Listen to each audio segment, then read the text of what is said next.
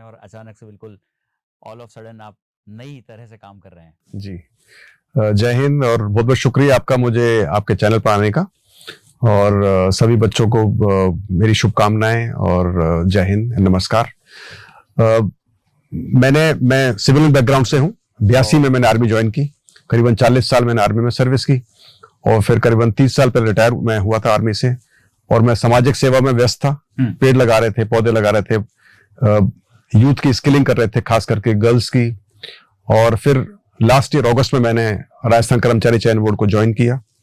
और आपका जो सवाल है कि कैसा लग रहा है, तो बहुत अच्छा लग रहा है, क्योंकि जो मैं करना चाह रहा था एज पार्ट ऑफ एनजीओ और सामाजिक सेवा, ये भी वही सामाजिक सेवा ही है। हम यूथ के एम्पावरमेंट कर रहे हैं, यूथ को मौका दे रहे हैं कि वो मेहनत करके एग्जाम पास करके ज्वाइन कर सके।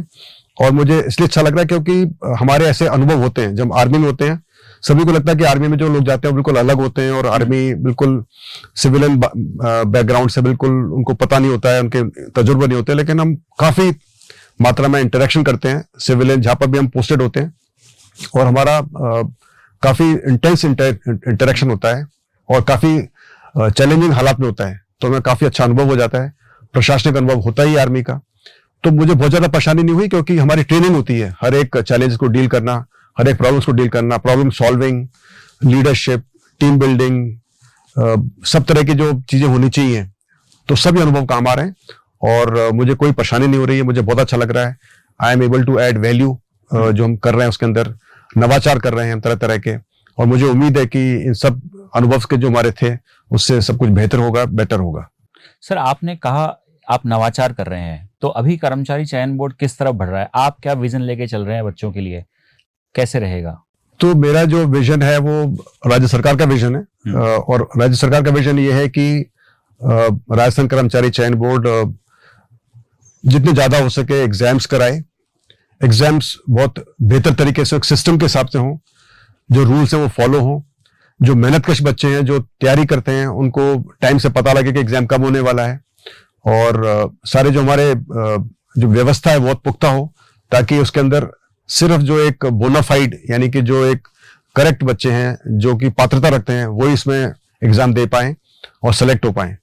तो जो विजन है वो ये है कि हम राज्य सरकार को सिलेक्ट करके जो बेस्ट कैंडिडेट्स हैं राजस्थान के या दूसरे राज्यों के वो दें, ताकि वो राजस्थान सरकार की जो एक प्रोडक्टिविटी है उसमें कंट्रीब्यूट कर पाएं और हमारा राज्य सरकार जनता के लिए और राज्य के लिए बेहतर काम कर सके। इसलिए हम अपने को बहुत इंपॉर्टेंट रोल समझते हैं हमारा, और मुझे उम्मीद है कि हम इसको करने में सफल होंगे। सर, आपने कहा कि परीक्षाएं टाइम पे हो, पुख्ता इंतजाम हो, पर अभी विधानसभा चुनाव खत्म हुए राजस्थान में और लोकसभा चुनाव आने वाले हैं। विधानसभा चुनाव के समय भी ये देखा गया था कि आपके द्वारा निकाली गई वैकेंसी अचानक से पेपर रुक गए थे। अभी भी मैं आपको काफी दिनों से मैं भी सोशल मीडिया पे फॉलो कर रहा हूँ। वहां पर आप लगातार एक्टिव बने हुए हैं और आप बोल रहे हैं साहब परीक्षा 11 तारीख मतलब 11 तारीख को ही होगी। तो सर, लोकसभा की जो आचार संहिता लगेगी उसका क्या फर्क पड़ेगा और पिछली आचार संहिता का क्या फर्क है अभी तक? तो आप सही बोल रहे हैं। चूंकि राजस्थान कर्मचारी चयन बोर्ड एक वैधानिक बॉडी नहीं है या कॉन्स्टिट्यूशनल बॉडी नहीं जैसे आरपीएससी है, तो आरपीएससी अपनी सभी प्रक्रिया जारी रख सकती है। हम कुछ प्रक्रियाओं को नहीं कर सकते हैं, जैसे कि रिजल्ट डिक्लेयर करना या नियुक्ति करना, ये से कुछ हम नहीं कर सकते। लेकिन बाकी सारी जो प्रक्रिया होती हैं वो जारी रहती हैं। यानी कि हमारे रिजल्ट तैयारी करना, हमारी जो एग्जाम्स की तैयारी करना, हमारे चेकिंग करना, और बहुत सारी जो प्रक्रिया होती है वो हम इंटरनली करते रहते हैं और उसमें कोई दिक्कत नहीं होती। हमको वो टाइम चाहिए भी, तो कई महीनों में हमको टाइम मिल जाता है हमारी बहुत सारी जो बैकलॉग होता है उसको क्लियर करने का। लेकिन यस, कुछ चीजें जैसे कि रिजल्ट जारी करना उसमें थोड़ी दिक्कत होती है। हम परमिशन लेते हैं और परमिशन मिल जाएगी तो उसको हम वो भी जारी कर सकेंगे। जैसे फॉर्म भरना वो जारी रह सकता है, लेकिन हम नए अनाउंसमेंट्स नहीं कर सकते हैं क्योंकि उससे फिर बायस आ सकता है। तो इसलिए कुछ चीजों को हम नहीं कर पाते हैं। तो मुझे उम्मीद है, ऑफ कोर्स इससे थोड़ी दिक्कत होती है, कुछ परेशानी होती है, लेकिन I think we have to deal with it. Sir, आपके आने के बाद राजस्थान का जो बच्चा है वो उसकी कर्मचारी चयन बोर्ड से अचानक से थोड़ी एक्सपेक्टेशंस बढ़ गई है। उसको लग रहा है कि हाँ साहब, एक डिफेंस बैकग्राउंड का एक बंदा आया है तो वो शायद इसको अलग लेवल पे लेके जाएगा। तो सर, ऐसे दो जो नवाचार आपने आके किए, ऐसा अगर आप कुछ शेयर करना चाहें हमसे। तो उनकी आकांक्षाएं बिल्कुल जायज है। उनको लगता है कि जो आर्मी के बैकग्राउंड होता है बिल्कुल अलग होता है। लेकिन मैं कहना चाहूंगा साथ साथ में कि जो मेरे से पहले भी चेयरमैन रह चुके हैं, सभी ने अपनी तरफ से पूरी कोशिश की।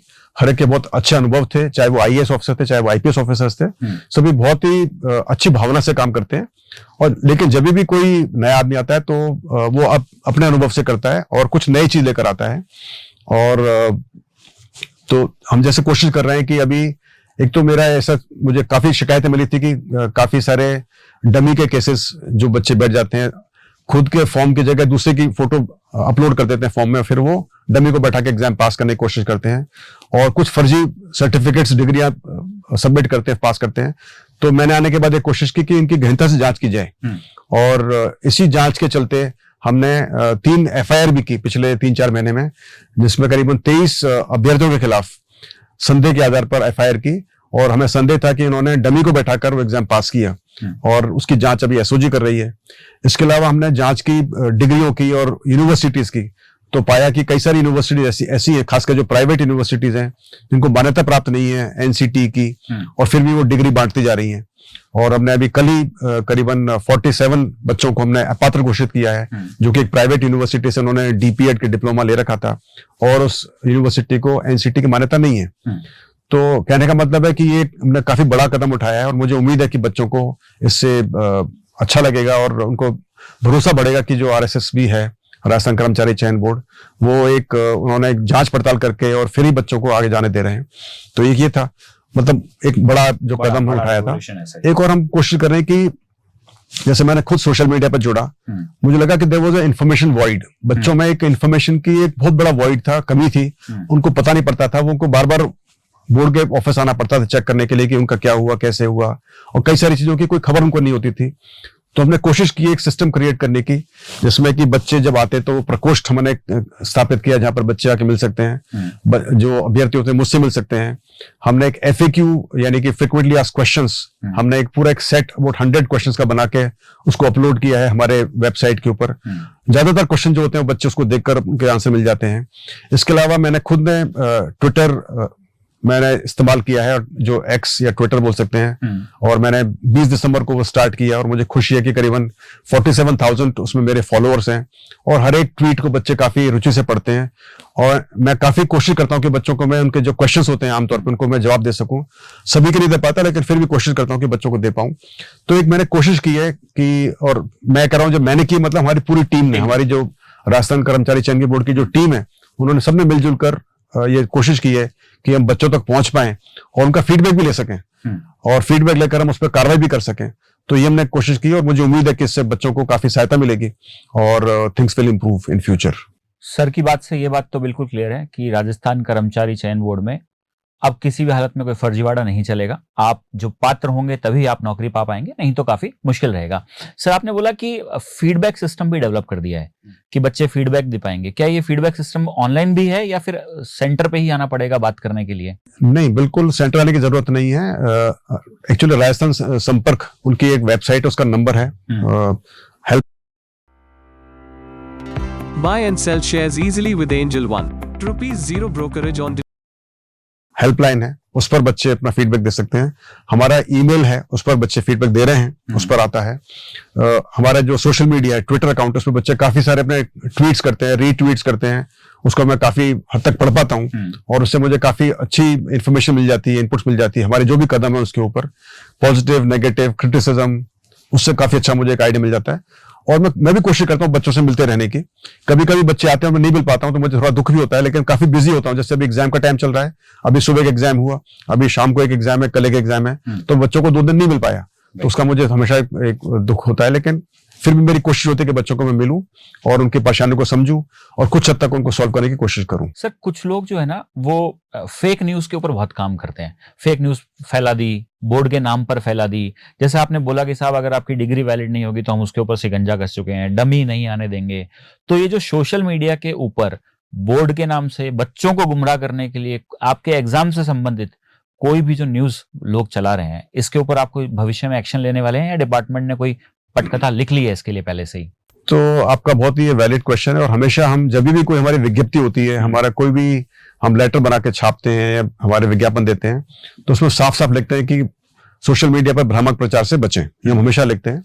और हमने हमेशा लिखते हैं कि सिर्फ हमारी वेबसाइट जो है वो ही एक ऑफिशियल माध्यम है बच्चों को इन्फॉर्मेशन देने का।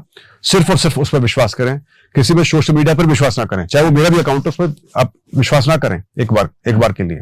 क्योंकि जब मैंने स्टार्ट किया तो विद इन 1 वीक के अंदर कई सारे जो बच्चे थे उन्होंने मेरे नाम से अपने सोशल मीडिया अकाउंट खोल लिए और वो कोशिश कर रहे थे कि वो इमिटेट करें मुझे और बच्चों को बरगलाएं।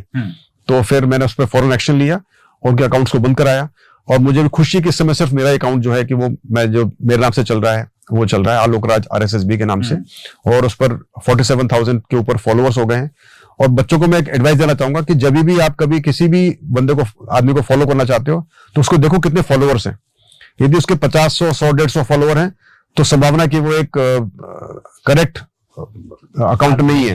यदि जिसके हजारों में फॉलोअर्स हैं तो देयर इज संभावना है कि वो काफी सही अकाउंट है, उसको फॉलो करें।